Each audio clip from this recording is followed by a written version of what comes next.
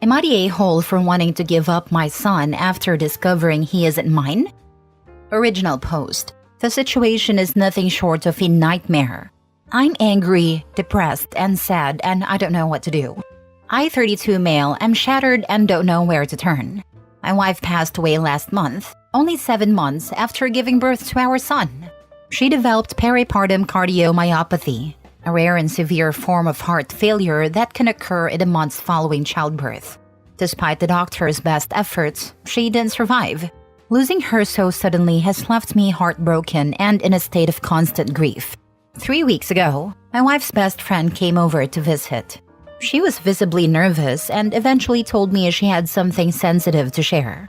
After some hesitation, she revealed that my wife had confided in her that she'd been unfaithful around the time our son was conceived and that there was a chance he might not be mine. I was stunned and angry. My wife's best friend was telling me this only weeks after my wife's death? It felt like an attempt to tarnish her memory. I couldn't believe it. I told her to leave and not to come back, convinced she was lying or trying to shift blame onto me somehow. The whole thing felt like a betrayal, and I tried to push the thought out of my mind. But once the idea was planted, it wouldn't go away. I kept wondering, what if she was telling the truth?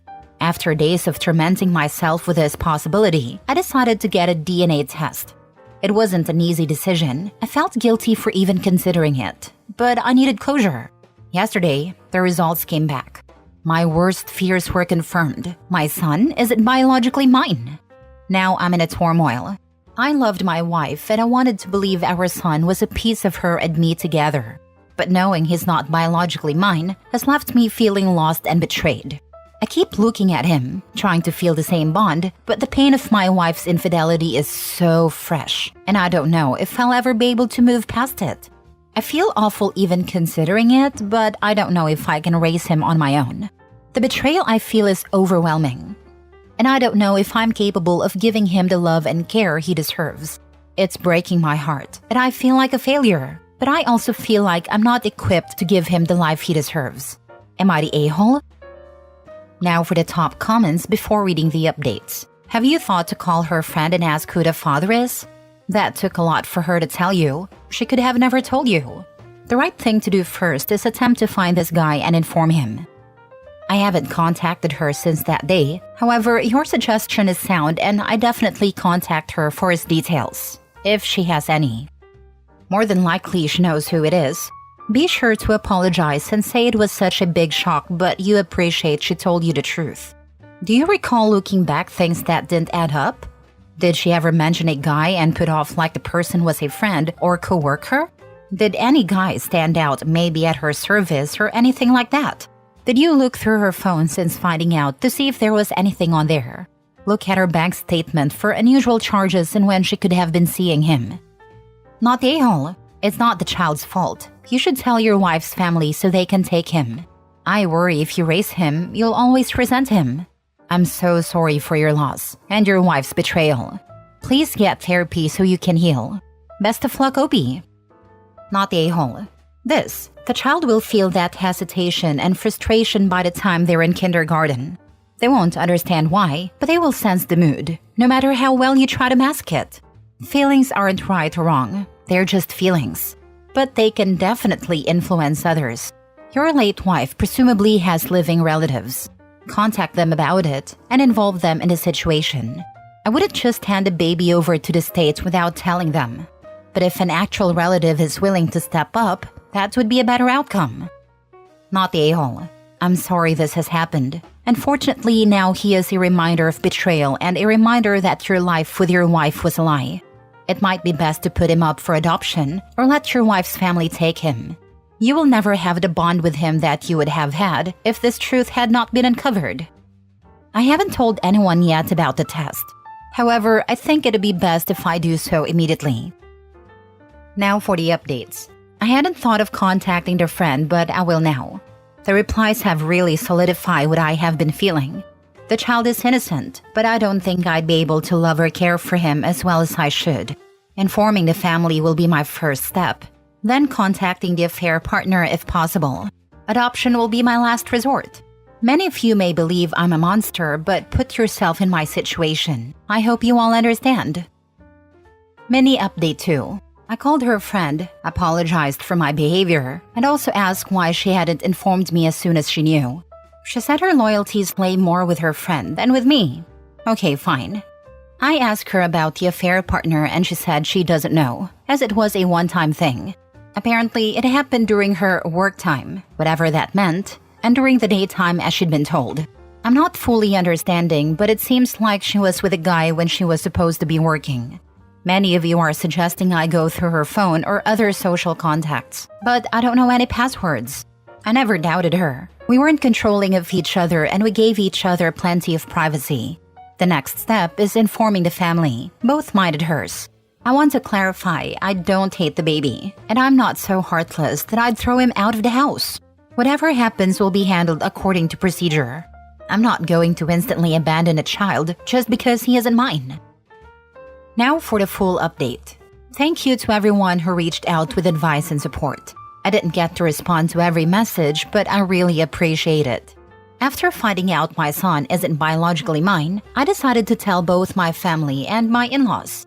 My family was shocked and angry about everything, but they stood by me. My in-laws were also shocked but didn't believe it at first.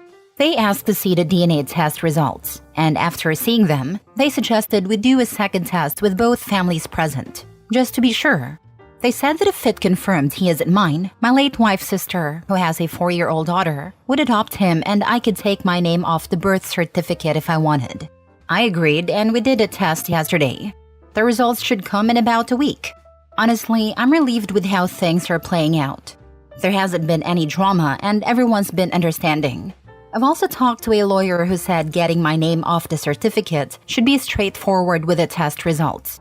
Thank you all again for the support, and for those who offered to adopt him, I'm sorry, but your kindness means a lot. I'll update when the final results are in. Not a-hole.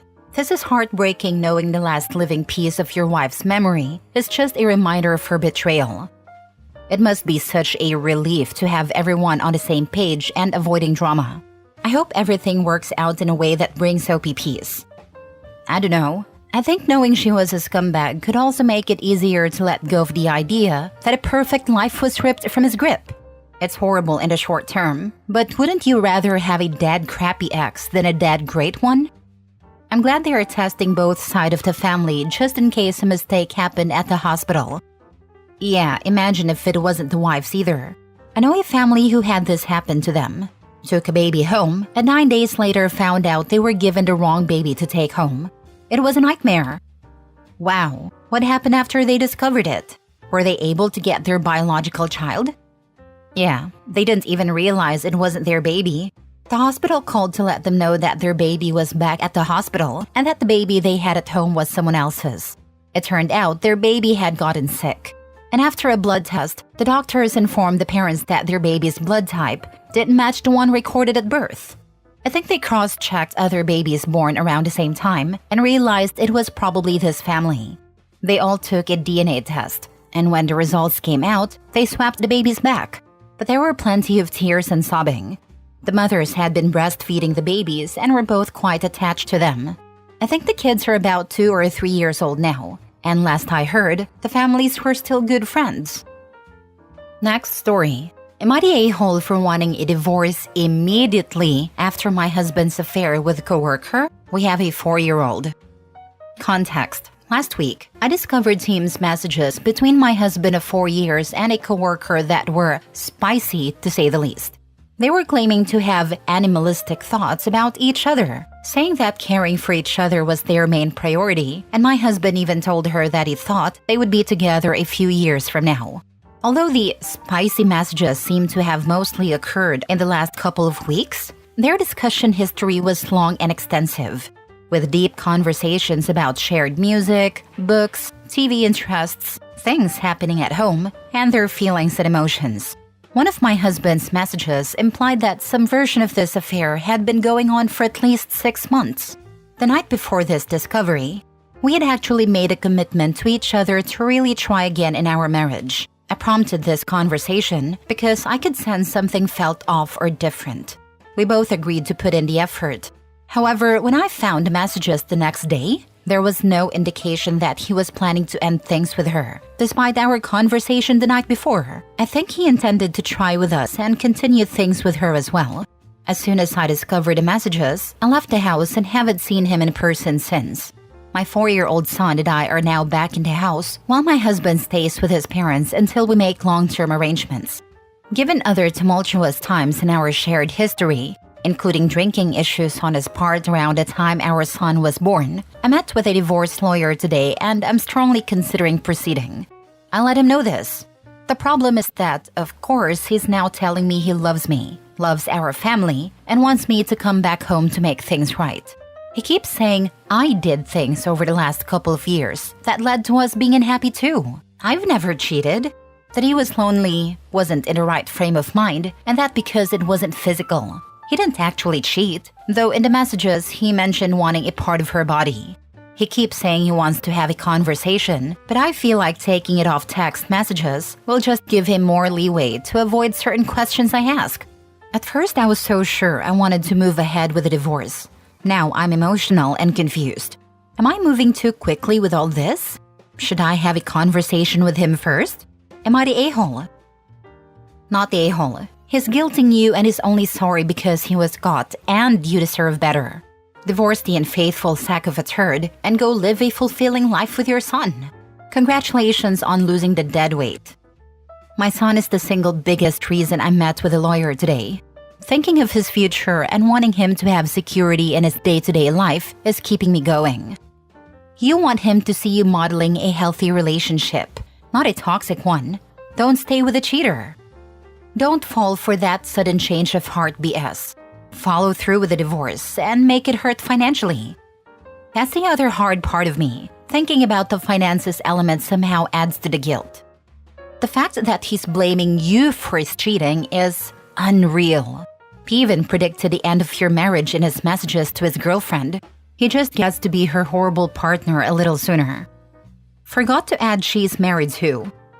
Okay, well, I'm petty as hell, so I'd tell her spouse what's going on. Update. Thank you to those who've shared their stories, offered their perspective. This has been immensely helpful, and I think got in my head in the right space to keep moving forward. Or at the very least, not halted today. Next story. Am I the a-hole for wanting to dump my boyfriend after he lost my savings in a scam? I'm currently trying to decide whether I should end the relationship or if it's even reconcilable. My boyfriend and I moved across the country for my job. He works remotely. I am the breadwinner, making 4 times as much as him.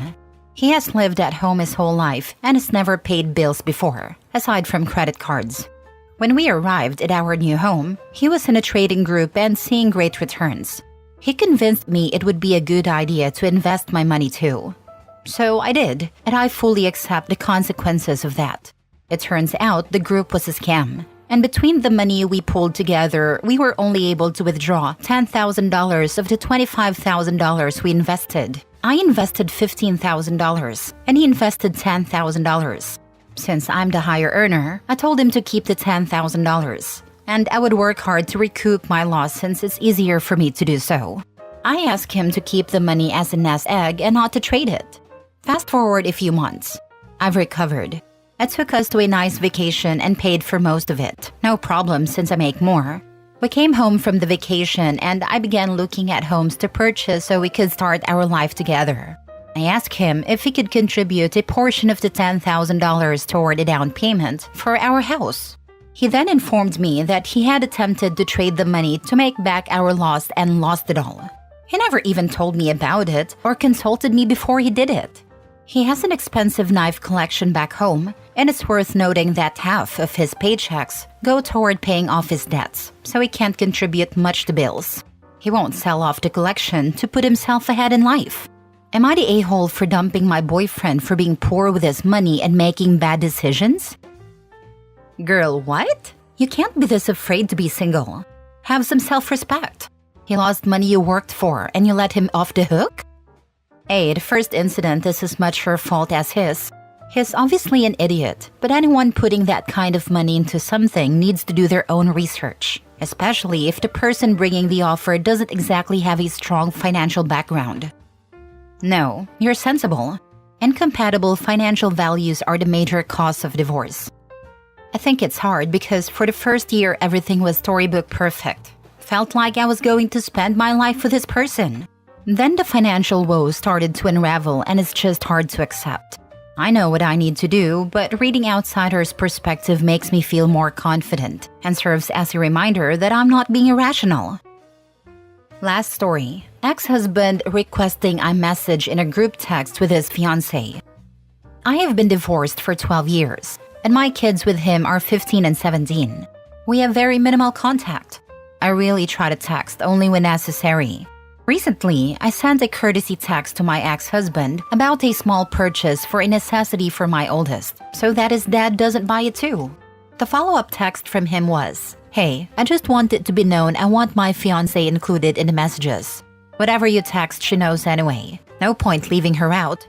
If you leave your husband out, that's not my business. Whether you like it or not, she's just as much a part of their lives as I am. So in the future, please include her. I'm not trying to start anything. I feel like it's a respect thing to include her.